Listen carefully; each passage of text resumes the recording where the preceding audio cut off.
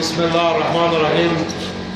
Brothers and sisters, comrades and friends, Assalamu alaikum wa rahmatullahi wa barakatuh.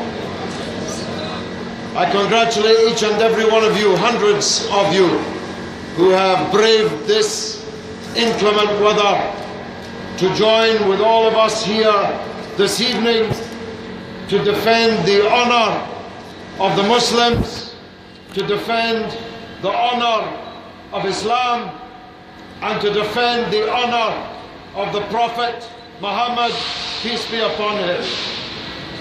Let me tell you that I'm going to speak to you tonight from my heart, and for whatever I say, there is no power on this earth will make me apologize or withdraw. I make that point on the subject of freedom of speech because the last speech I gave from these steps, in which I criticized the state of Israel, Zionism, and its murderous rampage in Gaza, I was questioned under caution by the West Yorkshire police. So there's freedom of speech for some people on some issues, but not for others on other issues. I want to say right at the beginning what the priest so powerfully just said.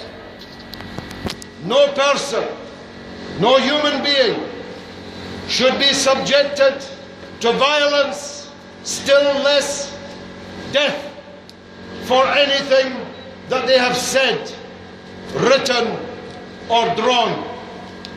So we condemn utterly the murder of 17 people in the events in Paris. But we will not allow this CharlieHebdo magazine to be described as a kind of lovable, anarchic, fun book of cartoons. These are not cartoons. These are not depictions of the Prophet.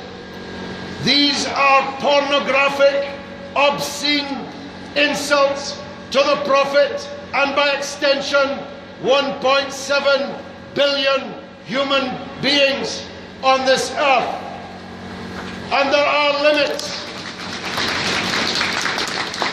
There are limits to free speech and free expression, especially in France, of all European countries.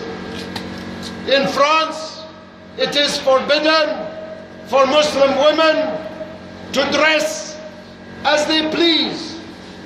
They can wear as little as they like, but they cannot wear as much as they like. In France, it is illegal to deny the Holocaust, which massacred millions of Jews in the 1930s and 1940s. It is illegal. It should be illegal because of the harm and hurt and offense which it causes to the millions of Jews in the world. But how come it's illegal to hurt and offend Jews in France, but it's some kind of freedom of speech to offend and obscene pornography be drawn and published now in the millions of copies against Muslims? That's hypocrisy, not democracy. Shame on the government of France.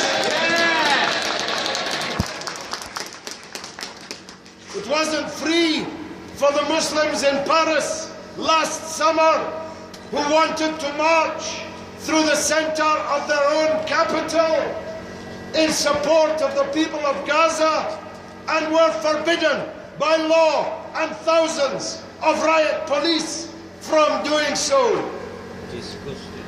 This is hypocrisy.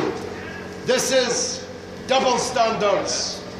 Now, the onslaught, the backlash against Muslims in France and in Britain is well underway.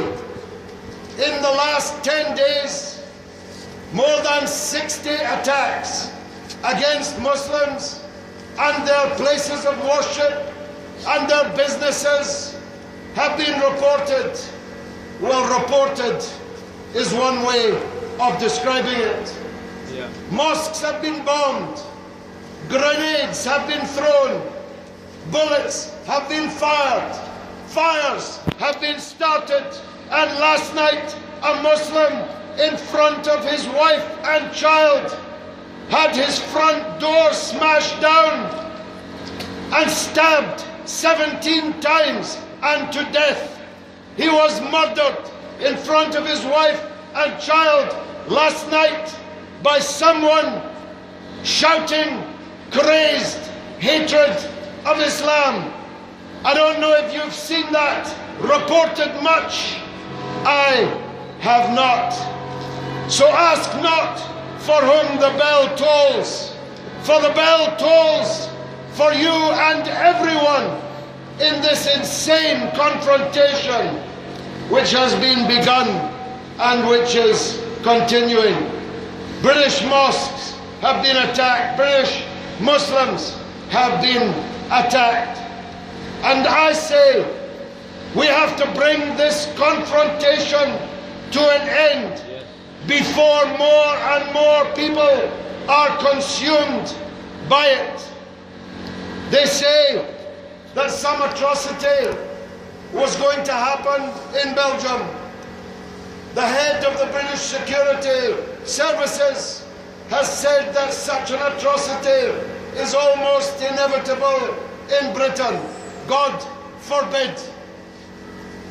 But if such a crime were to be committed, it would have been committed by the criminals who committed it, not the 2 million people in Britain who profess their religion as Islam. When Anders Breivik murdered more than 70 people in Norway in support of his crazed campaign for a monocultural Christian Europe, that's what he said, that's what he wrote. Nobody blamed all Christians. Nobody demanded that Christians get down on their knees and apologize for the actions of a fascist murdering criminal. And neither should they be doing so to the millions of Muslims in Britain. Nobody blamed all white people for the crimes of Breivik. Nobody blamed all doctors for the crimes of Dr. Shipman.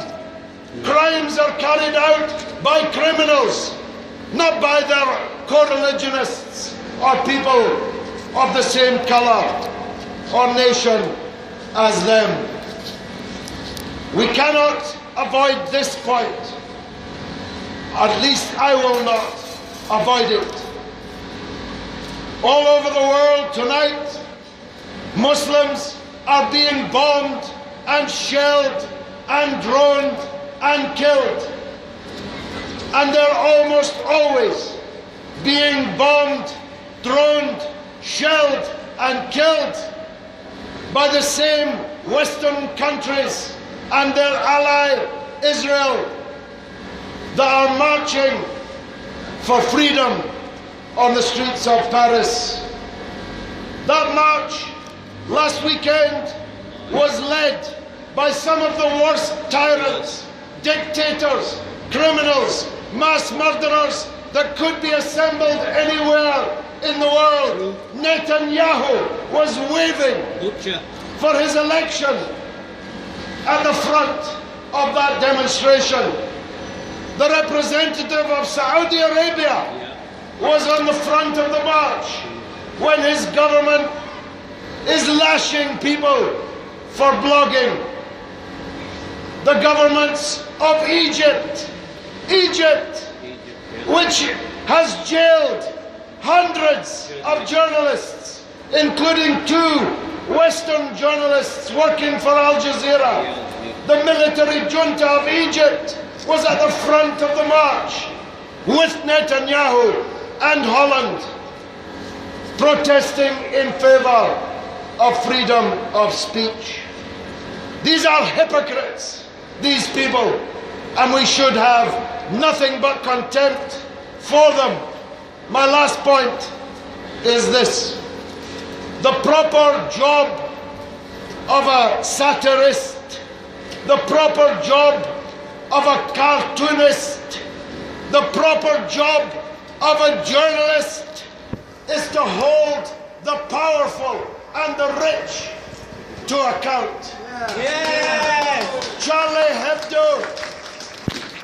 CharlieHebdo's entire purpose, and for years, has been to further marginalize, further alienate, and further endanger exactly those parts of the community who are already alienated, already endangered. It is a racist, Islamophobic, hypocritical rag. Je ne suis pas Charlie Hebdo. We say that the honor of religious people, their prophets, their beliefs, is not fair game for such people, because there are already limits to freedom of speech. I cannot defame, libel anybody in this crowd other than being ready to face a court and condign punishment. I cannot incite racism from this platform, and rightly so. I cannot incite hatred of any kind. I cannot say things which are likely to lead to aggression or crime against any group in society. No one can shout fire in a darkened cinema, because their right of freedom of speech to shout fire is trumped by the right of the people in the cinema not to be trampled and killed in the resultant panic. Well, when you do the pornographic, obscene provocations like Hebdo did every week and now has done in millions of copies, you're doing the same as the inciter. You're doing the same as the dangerous man falsely shouting fire in that darkened cinema. So for the sake of social peace, for the sake of unity in our society, we have to demand from our government the protection of the prophets from obscene and pornographic provocation, and in Parliament I intend to fight for that. Wassalamu alaikum. Thank you very much.